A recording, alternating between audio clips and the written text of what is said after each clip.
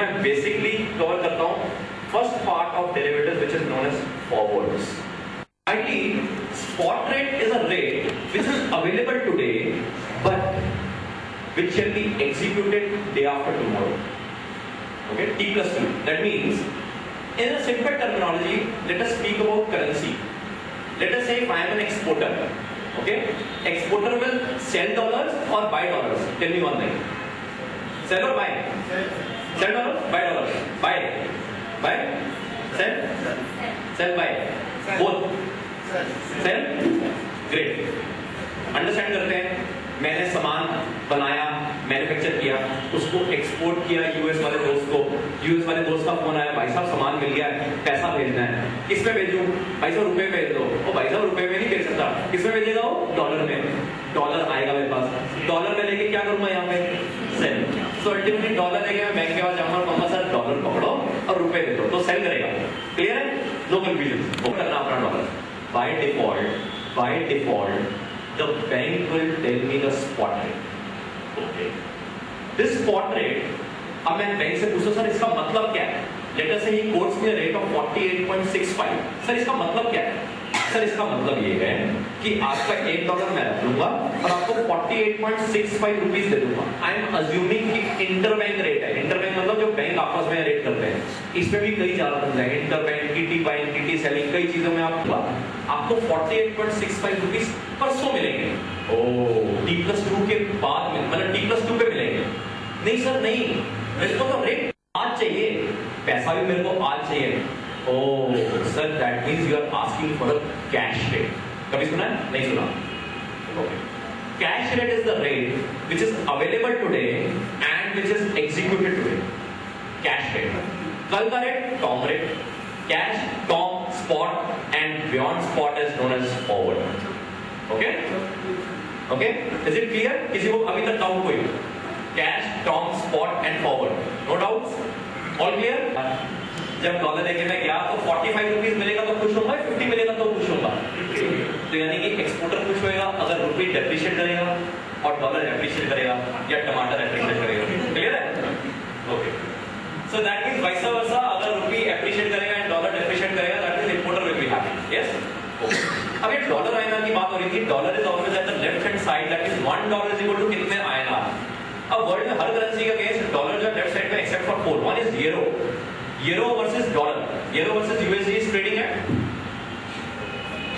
Euro versus USD is trading at 1.5. Yeah, approximately. Yeah, 1.4950 etc. Great, wonderful. Okay. Second currency would be yen. Okay. Yen is trading at. Can you imagine 1 yen is equal to $98? Can you imagine 1 yen is equal to $98? No, it's 100 yen. $1 is equal to 90. तो dollar को left side पे रखना पड़ेगा. तो dollar JPY होगा, है ना? Clear है? अच्छा. और pound. Okay, pound. Yes. GBP USD. GBP oblique USD कितने में ट्रेड कर रहा है? 1.6. या 1.65, 1.64, 1.65. Two currencies have been done. बाकी तो कभी सोचा ही नहीं. डायरेक्ट इनडायरेक्ट पढ़ा था हमने, बट प्रैक्टिकली तो मार्केट में सिर्फ 4 करेंसी ऐसी हैं जहां डॉलर राइट पे बाकी सब लेफ्ट पे.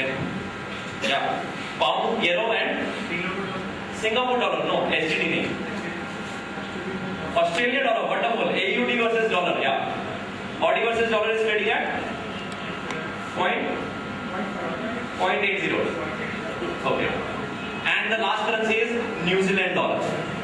New Zealand dollar versus dollar is trading at $1 lakh से ज्यादा बाहर ले जाना या बाहर से लाना अल्टीमेट रिस्ट्रिक्ट कर दिया, तो आप फ्लाइट पकड़ के $1 लाख के लिए नहीं जाओगे. बट कानून बनाने वाले से ज्यादा तेज कानून तोड़ने वाले हैं. यही मार्केट, इस मार्केट को सिंगापुर में डेवलप किया गया है. क्योंकि इंडिया में रिस्ट्रिक्टेड है तो लोग सिंगापुर में सट्टा मारते हैं रुपये डॉलर के ऊपर.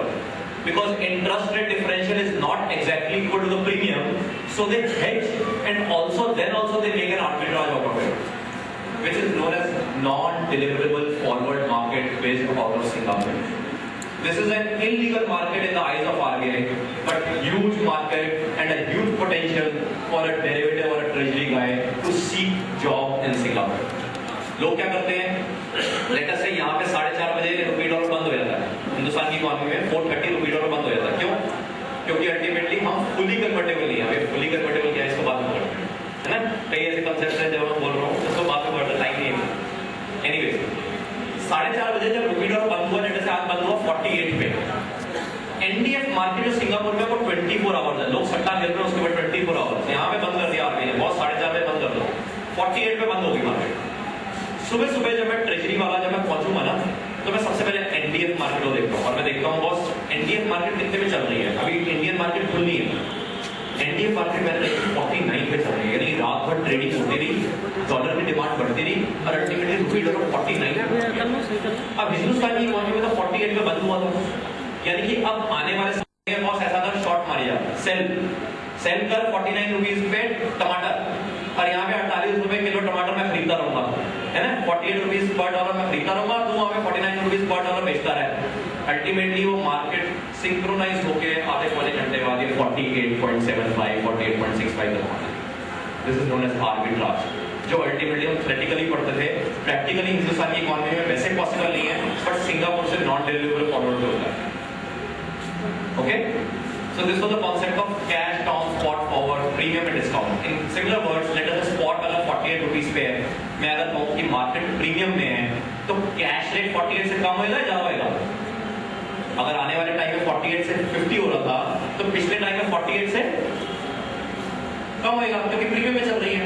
प्रीमियम चल रही है, it's just like a number line. मैं कैश पे हूँ आज, फिर टर्म पे, फिर स्पॉट पे and beyond spot is forward.